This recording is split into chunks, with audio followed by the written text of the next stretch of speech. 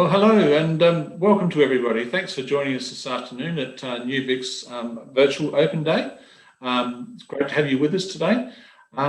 Before I introduce the panel, I just need to do a couple of background checks. Can I please ask those people that are participants, the attendees here, would you be able to put your hand up if you can hear me okay? Brilliant, thank you very much. Okay, and can I just ask again, can you see the presentation okay?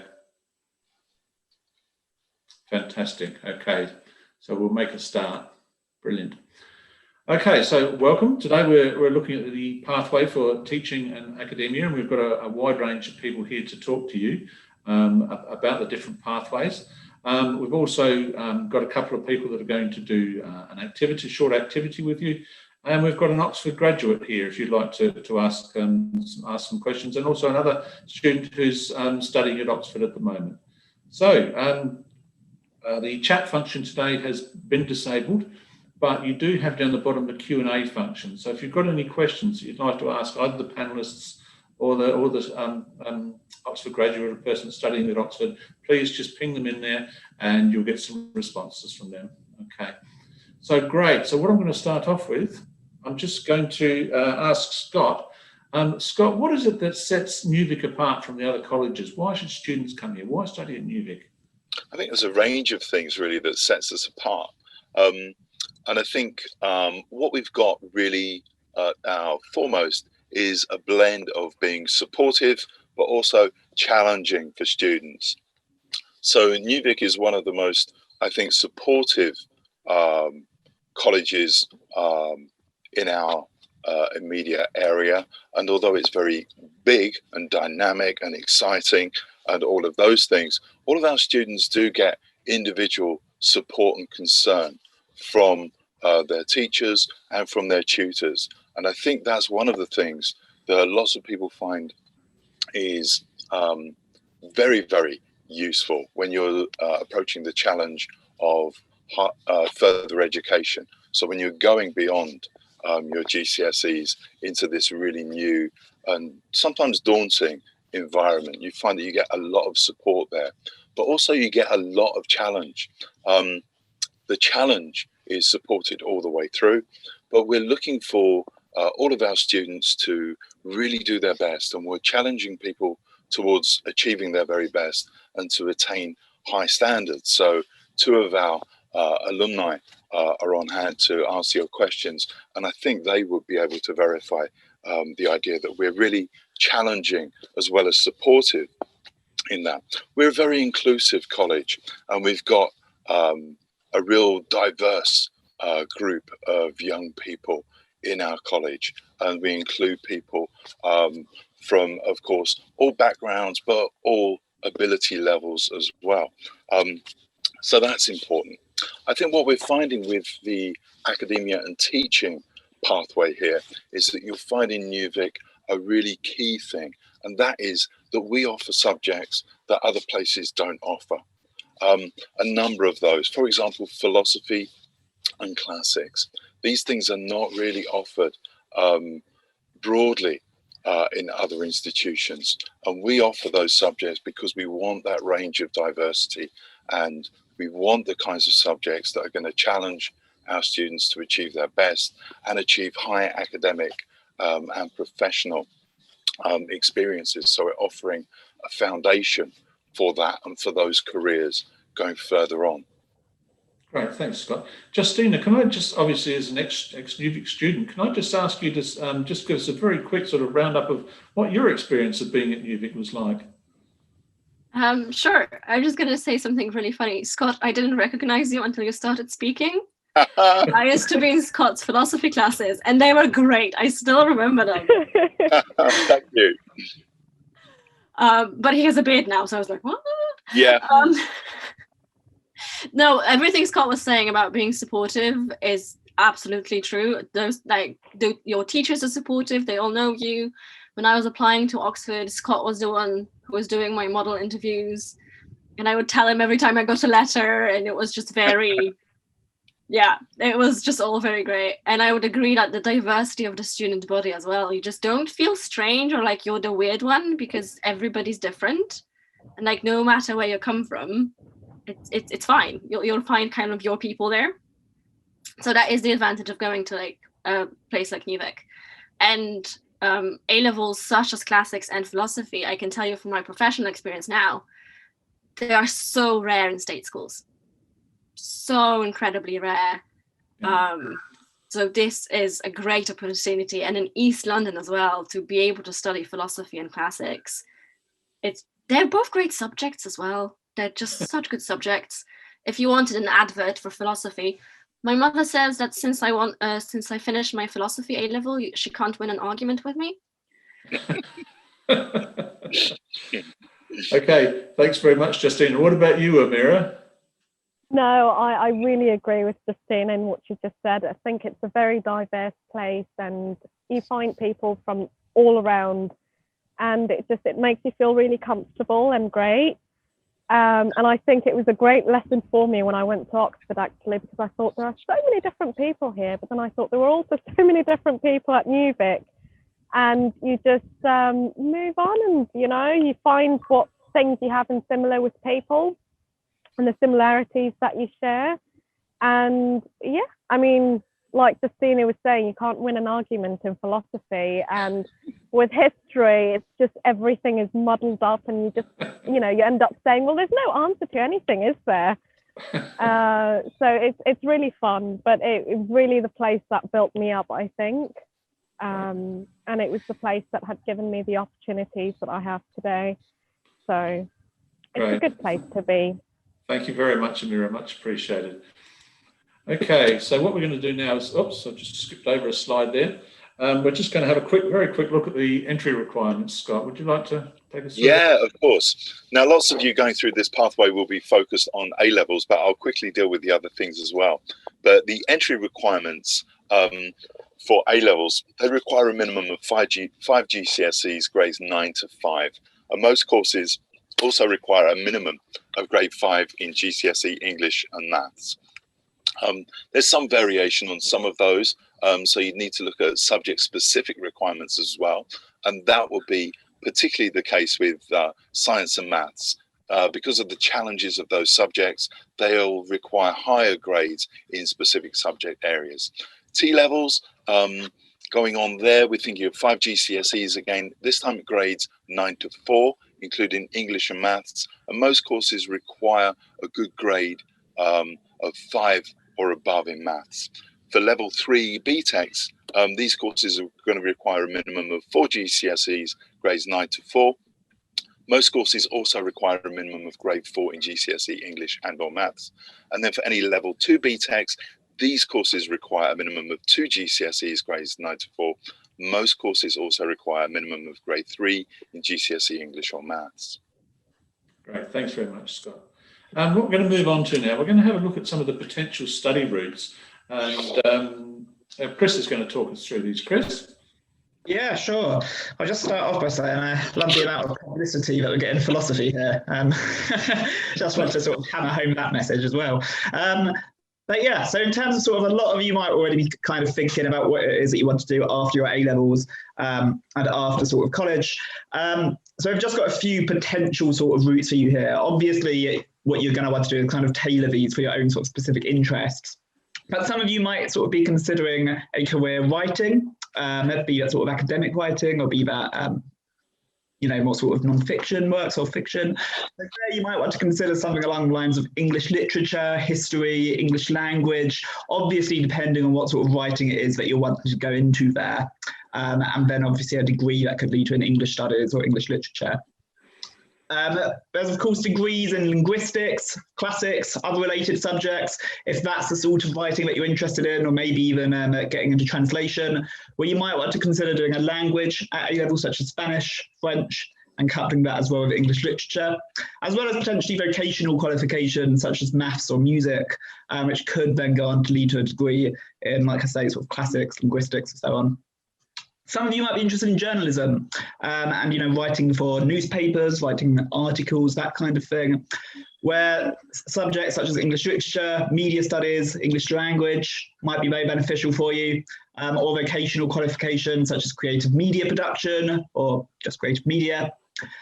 And some of you might be more interested in writing sort of works of fiction, so sort of imaginative writing, in which case, focusing your A-levels on those written subjects you might find really beneficial. So subjects like English literature, English language and literature, as well as, again, vocational qualifications such as creative media or performing arts fair. But like I say, this is just kind of a bit of a guideline here for you. And obviously what you're really going to want to do is kind of think about actually, what is it that kind of grabs you, and then kind of tailor that for your own interests.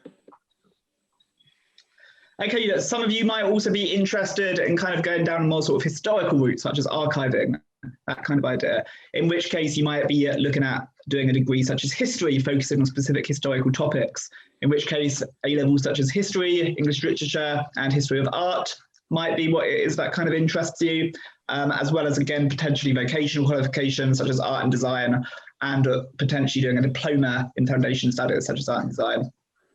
Some of you might be interested in a degree in information studies, in which case A-levels such as focusing with sciences, such as biology, chemistry, and maths might appeal to you, as well as, again, vocational qualifications such as applied science or diploma in foundation studies. Some of you might sort of be more interested in an artistic route, such as fine art, where A-levels such as art and design, specifically fine art, English literature, and of course an A-level in art and design might appeal for you. And some of you might again be interested in kind of having a historical focus, but focusing more on a period of history as opposed to a specific topic of history, in which case, again, an A-level such as history, English literature, and government and politics might appeal for you. Okay, thank you very much, Chris.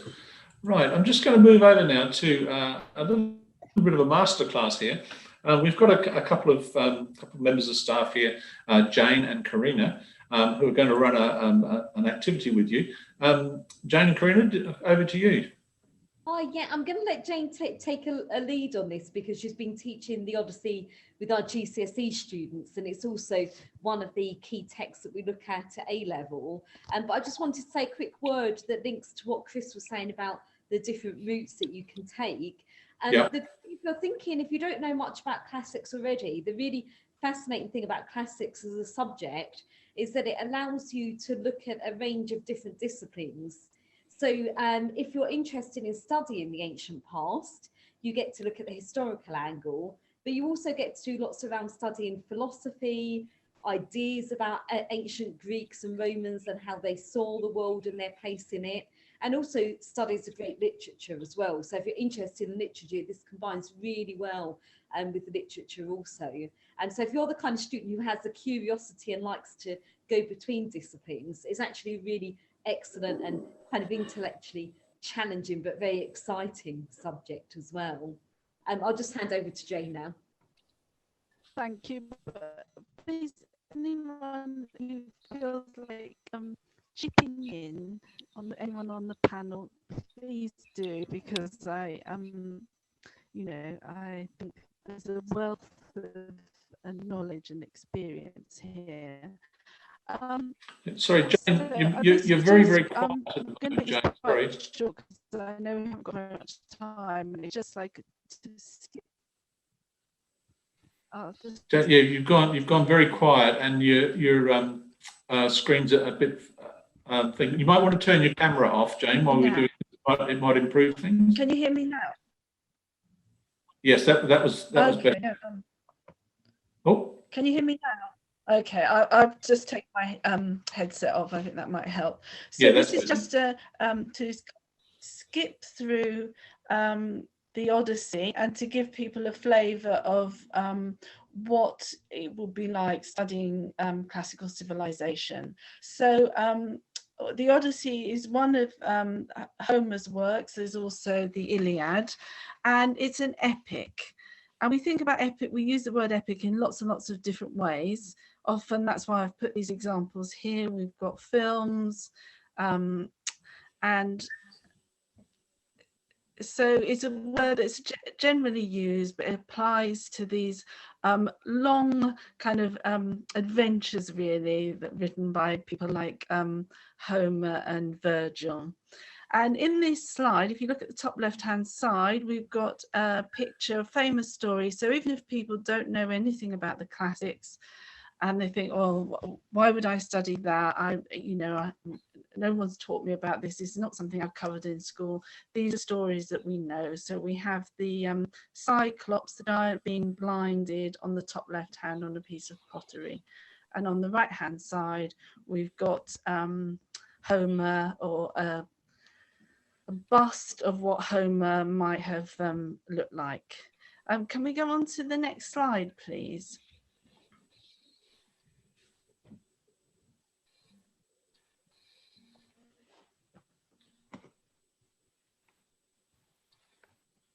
Can you see that okay? Yeah, can we move on to the next slide? Okay. So the sort of things then would be, what do we understand by the term epic, whether this is a film or a book? And we kind of ask the question, it's an adventure story, and what happens in an adventure story, and what do you think the purpose is? So here we've got the Odyssey in a nutshell. It's an ancient epic, it's an ancient adventure story, a masterpiece of storytelling.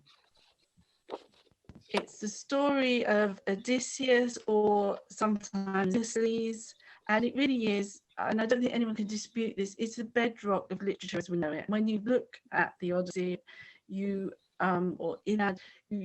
see the foundation of kind of all the great works of Western literature there. And in some ways, it's right to say that it's the first novel. And it's influenced writers like Tennyson, James Joyce, obviously. Can we go to the next slide, please?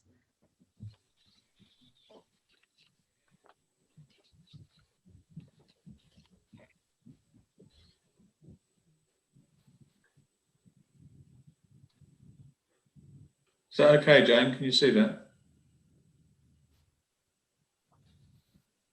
Oh, we may have lost Jane. Shall I just go through this one until Jane comes back in? Yeah, sure. Thanks, I Karina. actually teach the Odyssey, so Scott might be able to help me out with this one at some point. Yeah, sure.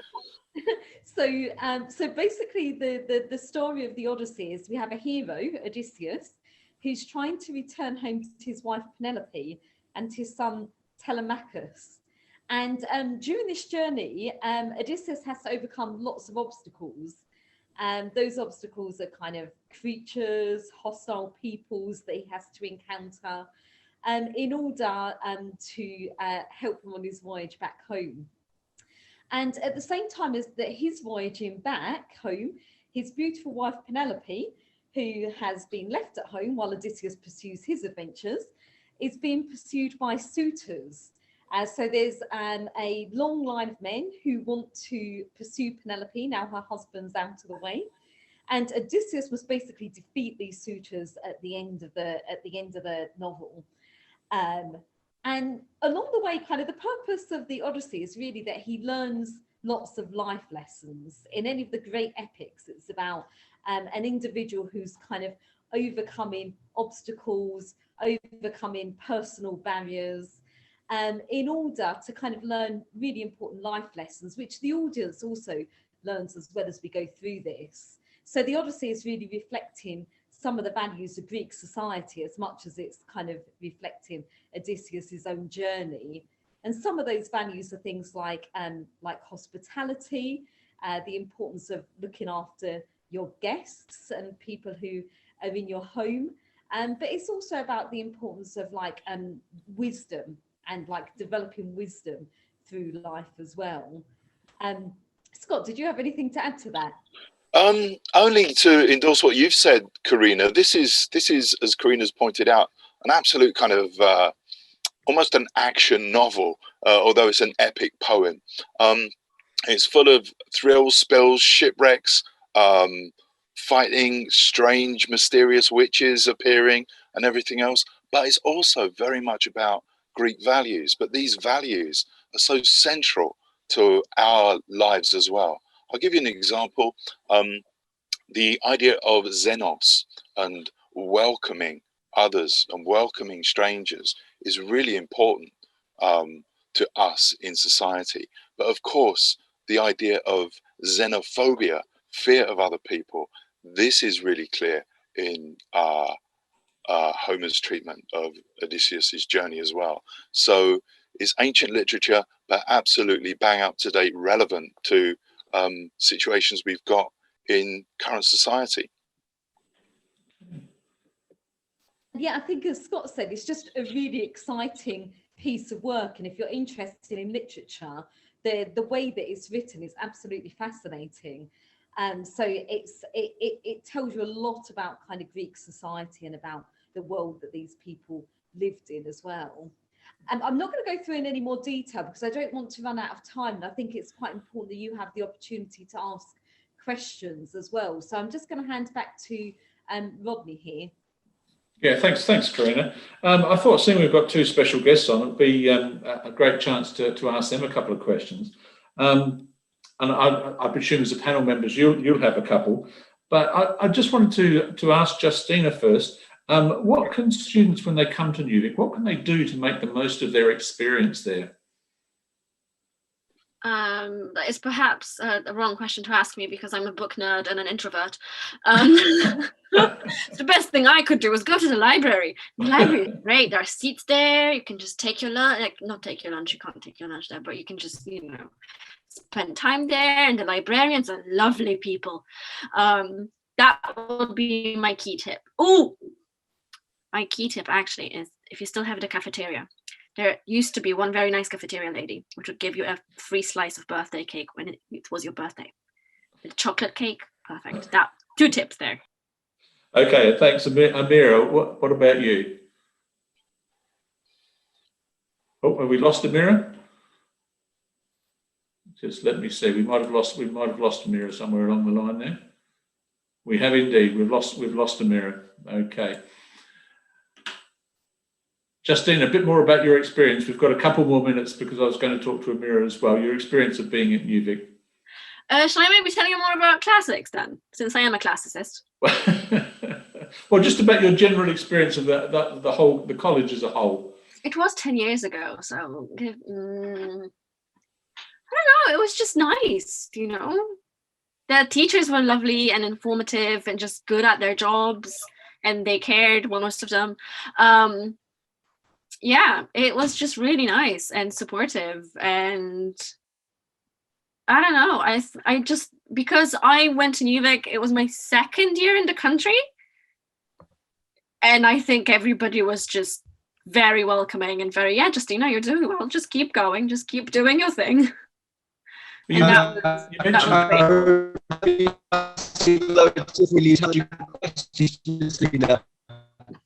oh, what was that? I've just missed that. What was that? Just saying, I remember you asking me all sorts of intelligent questions about what we were studying when you were at the college. Yeah, I remember that. I remember one of my favorite things to do in first year, Simon was teaching me the Odyssey and I was asking him questions he absolutely had no idea how to answer. Just a question for you. Obviously, you mentioned before about Scott helping you out in your preparation for applying for Oxford and things. Can you just talk? Obviously, that's a huge monumental achievement to get there and to study there. Can you just tell me a bit more about that preparation, sort of what you did during your time at UVIC to sort of follow that pathway? So when I was there 10 years ago, I think you didn't have all of these great programs that you have now. So it was very different. It was mostly my tutors' work to help me get through stuff. And then Simon and Scott helped me with the interview, in which Simon got his revenge by asking me questions that I didn't know how to answer. And yeah, looking at my personal statement and helping me rewrite things.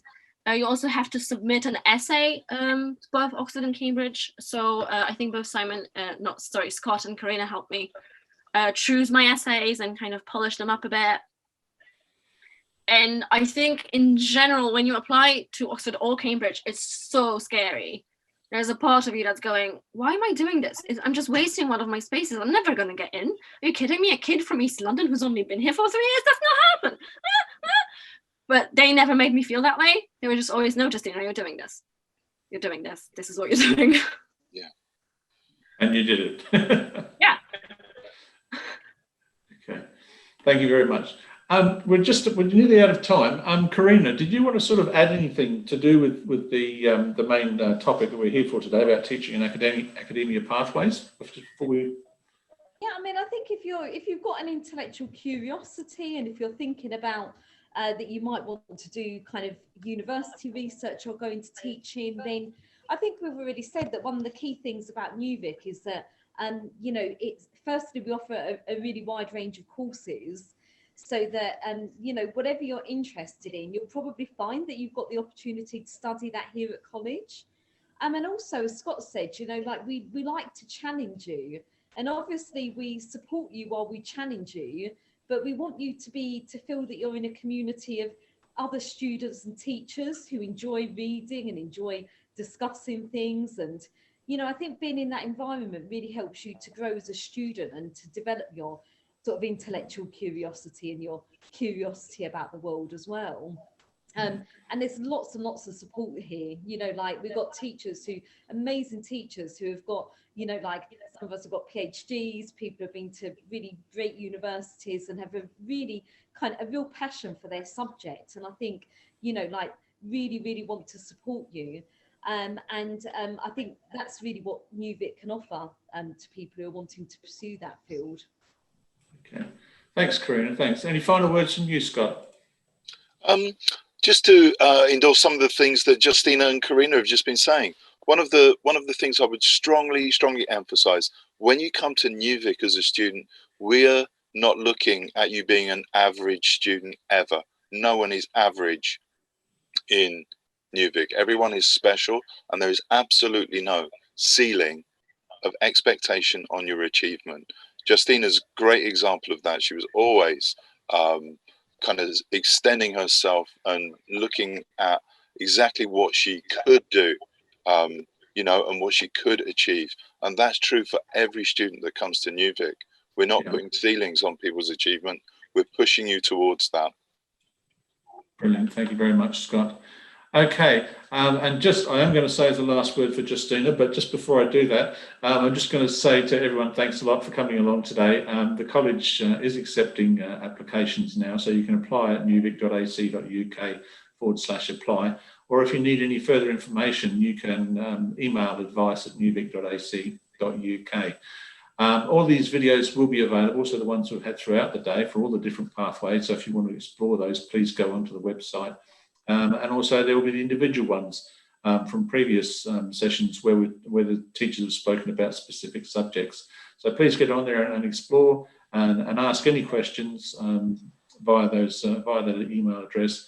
And just a big thank you to all the panelists today for your time and your effort and your input. And thank you to Justina. And I'm going to leave the last words to Justina. Why UVIC?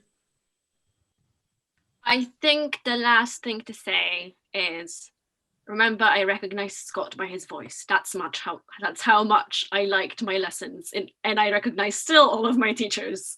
And just seeing them, I'm like, that's you! Oh my god! That's what it's like. Yeah. Brilliant. Thanks. You've got great memories. Thank you very much to everyone, including you, Justina. Thank you for your time, and we look forward to seeing all of the prospective students at UVIC soon. Thanks very much, everyone. Take care and stay safe. Thanks. Bye. Take care. Bye.